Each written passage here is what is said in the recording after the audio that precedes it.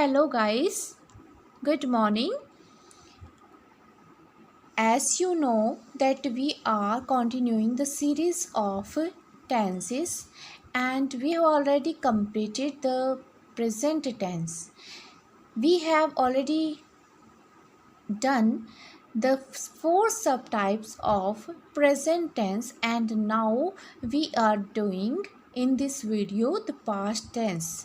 The past tense also has four subtypes and today we will do the first subtypes of past tense, simple past tense.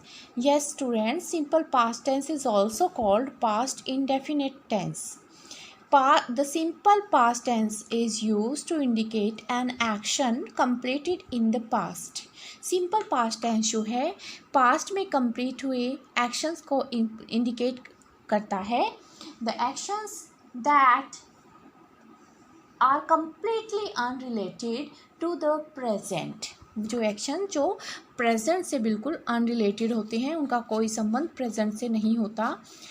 Now the work is over. हम इस बात से समझ सकते हैं कि जो वर्क है वो ख़त्म है, फिनिश्ड है. The rule of the past tense is subject V2. V2 is the past form of verb and V2 verb की जो second form है is always used in past tense. past tense में ही इसका यूज होता है. For example, I completed my work 2 hours ago. I completed V2 second form of the verb. 2 घंटे पहले 2 hours ago. 2 घंटे पहले जो है मेरा काम ख़त्म हो गया था. She left school last year. Last year left. Left is the second form. He bought a new house 2 years ago. फिर से क्या वर्ड आया है? Ago. Bought. Bought is the second form of buy. So guys, जो V2 है, V2 is used without helping verb. This is the recognition of this tense. इसकी पहचान है कि इसके साथ अफर्मेटिव सेंटेंस में कोई भी हेल्पिंग वर्ब नहीं आएगा. जिस प्रकार से प्रेजेंट टेंस के सिंपल प्रेजेंट टेंस में अफर्मेटिव सेंटेंस में जो है वर्ब की फर्स्ट और फिफ्थ फॉर्म यूज़ होती थी और वहाँ पर कोई भी हेल्पिंग वर्ब नहीं था. Just like that simple past tense में भी अफर्मेटिव सेंटेंस में कोई भी हेल्पिंग वर्ब नहीं होगा. But we always confused sometimes with past tense and with जो प्रेजेंट परफेक्ट टेंस है. Present perfect tense and past tense में कई बार हम कंफ्यूज हो जाते हैं. इस पे definite point of time is denoted by since, earlier, ago, back, before, yesterday. Yes guys, जो हमारे पास्ट सिंपल पास्ट टेंस हैं उनमें पॉइंट ऑफ टाइम शो करने के लिए डिनोट करता है कौन? Since, earlier, ago, back, before, yesterday etcetera. These words denotes the definite point of time. अब इसको समझने के लिए अगर हम प्रेजेंट परफेक्ट टेंस के साथ पॉइंट ऑफ टाइम और ऐड कर दें तो वो प्रेजेंट परफेक्ट टेंस ना रहकर वो क्या बन जाएगा? Simple past tense. Point of time होता क्या है? It denotes the time when the action takes place. Point of time हम उसे कहते हैं, उस टाइम को शो करता है जब जो है एक्शन जो है घटित होता है. Action takes place. I have met your brother yesterday. Yes, yesterday I have met is. अब यहाँ देखिए हैव है. हैव के साथ अब मैंने कहा V2 के साथ कोई भी हेल्पिंग वर्ब नहीं आएगा अफर्मेटिव में, और अगर नेगेटिव और इंटरोगेटिव में आएगा वो भी तो डिड आएगा, because did is the second form of do. अब यहाँ पर हैव है और यहाँ येस्टरडे है. And I have already told कि जो ये पॉइंट ऑफ टाइम के जो वर्ड्स हैं सिंस, अर्लियर, अगो, बैक, बिफोर, येस्टरडे, अगर यहाँ पर येस्टरडे है या गो है, सिंस है, तो इनसे पहले जो वर्ब की फॉर्म आएगी वो सेकंड फॉर्म होगी, ना कि हैव प्लस वर्ब की थर्ड फॉर्म। तो ये सेंटेंस हमारा पूरी तरह से रॉन्ग होगा। तो यहाँ पे देखिए, I met your brother yesterday, so यहाँ पर ये सेंटेंस बिल्कुल सही है। यहाँ पर वर्ब की सेकंड फॉर्म आएगी, यानी कि जहाँ पर डेफिनेट पॉइंट ऑफ टाइम दिया हुआ है वहाँ पर हम वर्ब की सेकंड फॉर्म लगाएंगे, ना कि हैव और वर्ब की third form. She has bought a car 2 years ago. Just like the above sentence, this sentence also has plus verb की third form. So this is also wrong because there is a point of time, definite point of time. She bought a car 2 years ago. If we say this is V2 and this sentence is correct. This is the difference in between present perfect tense and past simple past tense. I hope you have already understand this. Next, देखिए, rules of past simple past tense. This tense is used for a past habit. पास्ट की जो habit है उसको show करने के लिए भी हम इस टेंस को यूज़ करते हैं। And these words shows the past habit, दो हैबिचुअल एक्शंस को शो करेंगे। Often, seldom, usually, normally, generally, occasionally, sometimes, never, always, frequently, rarely, daily, used to, etcetera. Example देखिए, he practised many hours every day.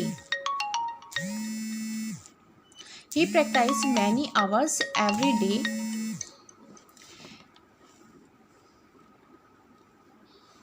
every day shows the, and there is verb की second form. So this shows the past time, past habit. She used to go to Delhi by train.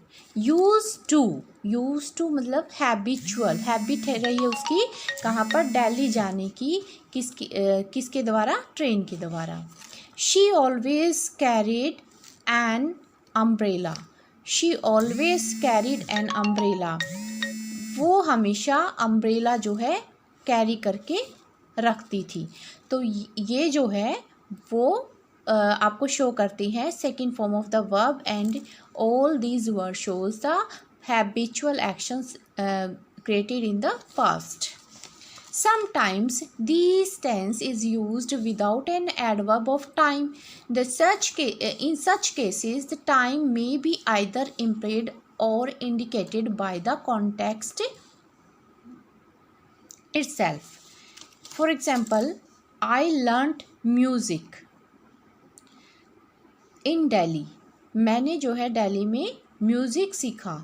कब सीखा, when I was in Delhi. So this shows the past time. I didn't sleep well. मैं अच्छे से सो नहीं पाया। कब नहीं सो पाए, लास्ट नाइट। तो आप जब मॉर्निंग में उठोगे तभी ये सेंटेंस बोलोगे। तो ये कब हुआ, last night. She met him in Delhi, वो उससे मिली कब, दिल्ली में। कब, जब वो दिल्ली में थी, when she was in Delhi. So this also shows the past time, past action. And let's see, there are the examples of past indefinite tense in different kind of sentences. For example, affirmative sentence. In affirmative sentence, we will use second form of a verb, as I have already told you, V2 without any helping verb. यहाँ पे कोई भी helping verb नहीं होगा। यहाँ पे आपका क्या होगा, subject, V2 and object. Subject है I और V2। नेक्स्ट इसी को हम नेगेटिव में करेंगे, I did not do my work. देखिए, डिड नॉट, डिड जब आ जाएगा तो हमारी जो मेन वर्ब यहाँ पे वी सेकेंड थी, वी वर्ब की जो सेकंड फॉर्म थी वो हमारी वर्ब की फर्स्ट फॉर्म हो जाएगी। डिड आएगा आपका हैज़ एन हेल्पिंग वर्ब, तो ये आपका यहाँ पर हेल्पिंग वर्ब होगा। तो यहाँ पर फॉर्मूला होगा सब्जेक्ट प्लस हेल्पिंग वर्ब, और हेल्पिंग वर्ब क्या लगेगा, डिड, और प्लस वर्ब की फर्स्ट फॉर्म प्लस ऑब्जेक्ट। इसी को देखिए इंटेरोगेटिव में, did I do my work. जब हम इंटेरोगेटिव में करेंगे तो सब्जेक्ट से पहले क्या आएगा आपका, डिड, हेल्पिंग वर्ब। तो सब्जेक्ट से पहले आपका हेल्पिंग वर्ब आएगा प्लस सब्जेक्ट प्लस आपका आएगा वर्ब की फर्स्ट फॉर्म ऑफ, और नेक्स्ट आएगा आपका ऑब्जेक्ट। तो यहाँ पे डिड जो है वो आपका सब्जेक्ट से पहले होगा और लास्ट में होगा आपका क्वेश्चन मार्क। तो ये लगाना आपने बिल्कुल नहीं भूलना, क्योंकि जितने भी इंटेरोगेटिव सेंटेंस होते हैं they all carry question mark. Next इसी को हम नेगेटिव इंटेरोगेटिव में करेंगे, did I not do my work. देखिए नेगेटिव भी और इंटेरोगेटिव भी है। तो इंटेरोगेटिव के अकॉर्डिंग क्या आएगा, सब्जेक्ट से पहले हेल्पिंग वर्ब, और हेल्पिंग वर्ब क्या होगा हमारा, did, because we are doing past, simple past tense, and in simple past tense we always use did, we always use the second form of verb, and according to the second form of verb we will use did as an helping verb, because did is the second form of do। तो ये आपका helping verb है, subject, और इसके बाद not as an negative sentence, और do is the verb की जो है फर्स्ट फॉर्म है, एंड ऑब्जेक्ट। तो ये there are two examples more. She bought a new umbrella. She did not buy a new umbrella. And here is, did she buy a new umbrella, question mark. Did she not buy a new umbrella, question mark. Next, we stayed with our aunt. We did not stay with our aunt. देखिए यहाँ पे verb की first form, because did is the helping verb. Did we stay with our aunt, question mark. Did we not stay with our aunt, and question mark. And note कीजिए जहाँ पर did आए तो वहाँ पर वर्ब की first form use होती है, एंड इसी तरह से ये पास्ट में, और जहाँ पर डू या डस आए वहाँ पर भी वर्ब की फर्स्ट फॉर्म होती है। ये यूज़ होगा आपका प्रेजेंट में, यानी कि डू, डस, डिड। अगर ये आपके हेल्पिंग वर्ब के रूप में आते हैं तो इनके साथ जो वर्ब की मेन फॉर्म होगी वो आपकी वर्ब की फर्स्ट फॉर्म होगी। Okay guys, and next we will do next tense, past continuous tense.